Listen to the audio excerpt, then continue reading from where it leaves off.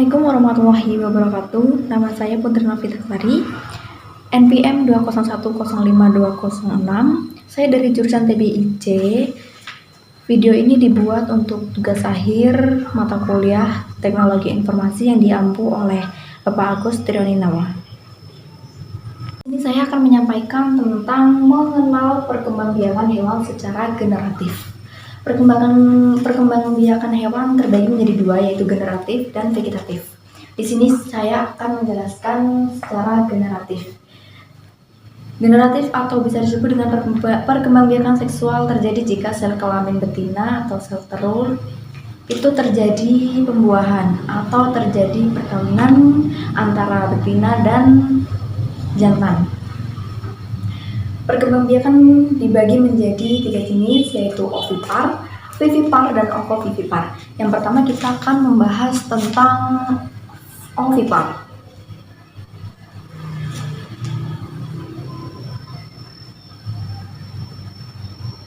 Ovipar itu adalah hewan yang bertelur.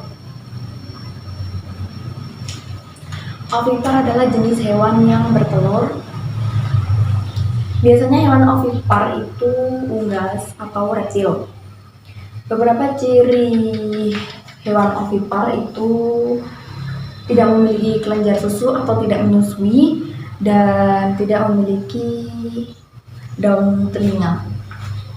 Contoh hewan ovipar yaitu ada ayam, ada angsa, dan juga bebek.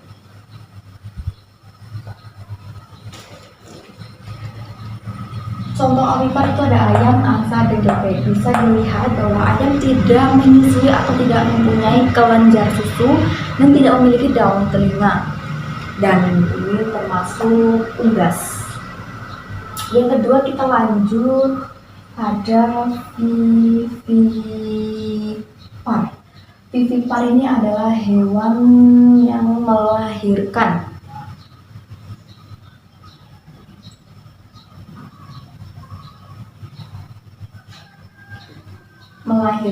Nah, contoh hewan ini tuh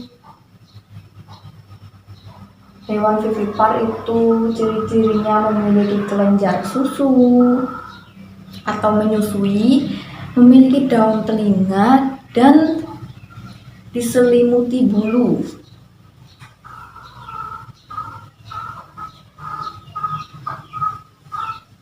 Atau diselimuti oleh rambut-rambut kecil. Contoh hewan vivipar ada kucing, ada kambing, ada sapi. Bisa dilihat dari ketiga hewan ini, mereka melahirkan, mereka memiliki kelenjar susu, mereka menyusui, dan mereka memiliki daun telinga. Dan di sekujur tubuh hewan yang melahirkan itu dilindungi oleh rambut-rambut halus atau rambut-rambut kecil.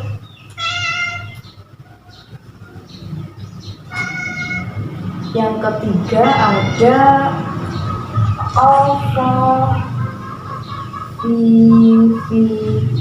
Nah, ovovivipar ini gabungan dari ovipar dan juga vivipar.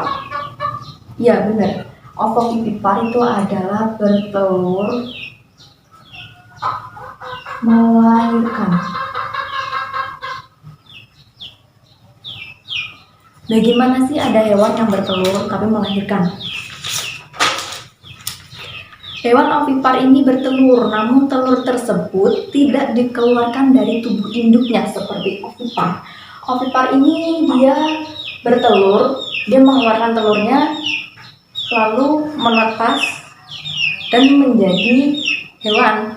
Namun ovovivipar tidak. Ovovivipar itu telurnya masih di dalam hewan. Contohnya liverwort. Ovoviviparnya, contoh hewan oviparnya. Nah, di sini terdapat telur-telurnya. Kalau hewan ovipar ini langsung keluar seperti ayam, angsa, bebek, lalu dia didiami, lalu menetas. Kalau hewan ovovivipar ini menetasnya di dalam induknya, ada di dalam tubuh induknya, lalu sampai menetas di dalam induknya, lalu setelah menetas, barulah calon-calon anak ini dan menetas ya, baru dikeluarkan dari tubuh induknya. Itulah yang dinamakan ovovivipar. Contoh hewan ovovivipar ada platypus, ada iguana, dan juga beberapa spesies hiu. Kelihatan? Contoh hewan ovovivipar atau bertelur melahirkan itu ada platypus, iguana, dan juga beberapa spesies hiu.